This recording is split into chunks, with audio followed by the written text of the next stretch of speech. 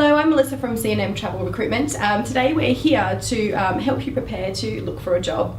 My organisation focuses on just recruiting in the travel industry. So we recruit anything from travel agent level up to directors, and we're here to help you today get ready for that job seeking journey and looking for your career ahead. Today I'm joined by Tracy Parkinson, who is the General Manager of Travel Counsellors, and she's going to give us an insight on the hiring manager side today. That's right. So we've got quite a few tips for you to go through for when you are looking for a job. So Mel, first of all, you're going to talk about getting into the mindset first of all, is that right? Yeah, so the drivers is what's making you want to leave a job ultimately, and that's the first point really of deciding, am I ready to leave? Is it that I just had a bad day? And I need to just take a breather before I kind of take the plunge and putting my CV out there, because what you don't want to do is you don't want to go out and put your name out there within your competitor organisations and then decide that you want to stay where you are.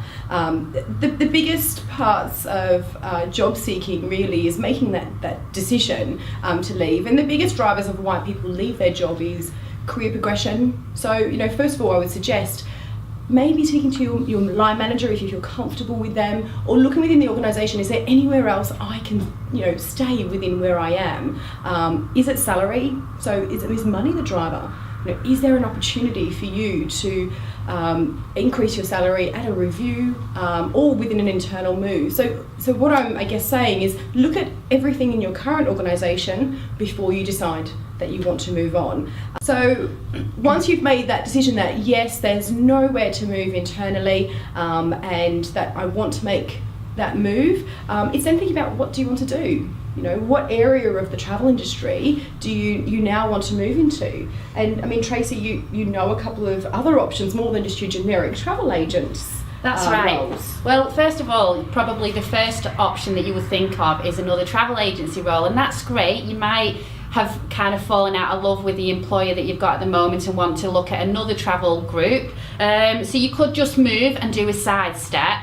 The other thing that you could do, as Melissa said, if you're unhappy and you want to further your career, you could look for promotion within another company. So you might move from being a travel agent up to manager, something like that. So there's always the promotional side of it.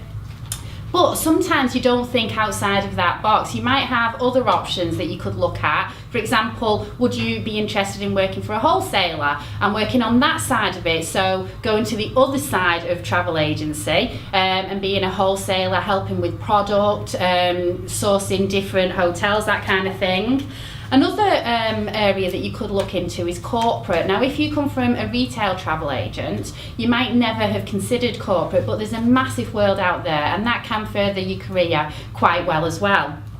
And then the final option is actually doing it yourself, so going out on your own. You might have that drive where you don't want to be managed, directional selling, that kind of thing. Well, you could then look at starting out on your own. And again, within that, there's quite a few different options. So you could go and get a travel agent set up there, or you could join a company like ourselves where you are running your own business, but from home. And complete freedom, so no directional selling, no targets, it's just doing the right thing by the customer. So really, when you get to that stage where you've decided that you definitely do want to move, I really would encourage you to look at all of your options and maybe go for a few different things, investigate, and Melissa and C&M Recruitment can definitely help you with that, give you advice on what would be good options for you. Yeah, and we're here to help you. So come and have a chat to us. We'll tell you about the different opportunities for you next in your career, because I think sometimes if you're looking at an online job board, it can get a little bit overwhelming. Whereas the team within a travel recruitment agency have all come from the travel background. They've all done that journey themselves. So I think it's important to know the options, and it's amazing of the different types of jobs that we get on, and it's actually quite exciting exciting when you're, I guess, stuck in a little bubble in your own little agency to go, oh, I can then go on and do something else. So, but I think once then you've made that decision and looked at the options, looked at the job boards, spoken to a recruitment agency, you need to be ready to make that move. So I think ultimately we want to make sure that you're available. So, you know, how quickly can you start? If you've got a holiday coming up next week, it's not going to be the right time for you to put your application in. But you know, making sure that you have no holidays, making sure that you're available to start at between 2 to 4 weeks notice is fairly average in the industry. So you know, that's what employers want to see when they put a job out into the marketplace. They want to know that they're going to fill it fairly quickly. We also want to make sure that you're available for interviews. So, you know, having a look at your annual leave days. Can you take a day off to have an interview? Can you schedule your week, if you work on a rota basis, to have a day off during the week for your interviews? Employers can be slightly flexible in doing them a bit earlier in the day or a bit later in the day, but you know, we want to be able to also show that you're flexible and that you actually want the job, that you want to show the commitment to wanting that job. I guess the other part of getting ready to take on that interview is to ensure that you have an updated resume, which we will be talking about in a different session. Making sure that your reference contacts have been contacted by yourself, they know that you're job seeking and that they're ready to take a phone call to speak about your performance. And most companies will not offer a position without having at least 2 referees. So ensuring that you've done that research, because that sometimes can take a little bit of time as well. So making sure that you've got them ready to go, but really just making sure that you're 100% committed to going to an interview and that you're ready to accept a job if offered. Really. And on a client point of view, Tracy, that's right. What's From your an opinion? Employer's point of view, you've kind of covered most of it, but definitely be available. If you are serious about this job, we want to see you, but we don't want to have to wait 4 weeks at 8 o'clock in the evening to be able to see you. So please do take that into account, that you do need to be available for the interview. The other thing as well, from an employer's point of view, you will be up against competition. There will be other people applying for that. So if you make it quite hard to get an interview in, it will turn the employer off, to be honest. Be punctual as well.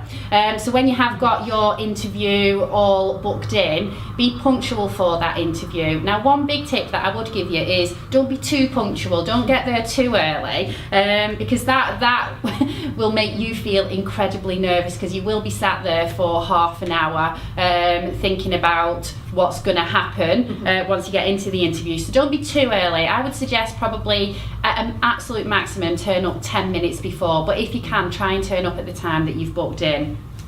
Another thing, which is quite basic, and a lot of you might know this, but be presentable. Think about how you want to be perceived.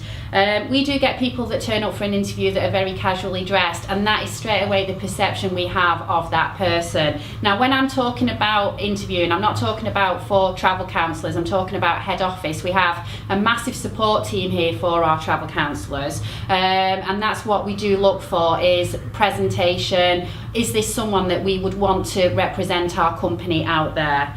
And as Melissa said, be available. You do need to be available for that interview. So that would be the tips from an employer's point of view that we would be looking for you coming in for that interview. Fantastic, Tracy. And I think, you know, this is all very important. This is the preparation stage. In our next session, we'll be talking about, you know, making sure that you have your resume ready, giving you some tips and making sure that your resume is going to be considered for that job. So we'll give you some tips on that. We'll also give you some further tips on interviewing, you know, what to expect. And it's quite difficult because if you've never been for an interview before, or you've had a casual chat to gain your current position, it can be quite nerve-wracking. So we'll give you some tips, and we'll have some documents available as well for you to download in regards to taking that next step and gaining that job out of that interview. That's great. So we hope you found this beneficial. If you do have any questions, please do not hesitate to contact us. And as Melissa said, we will have another session coming very, very shortly. And we look forward to seeing you then. Bye.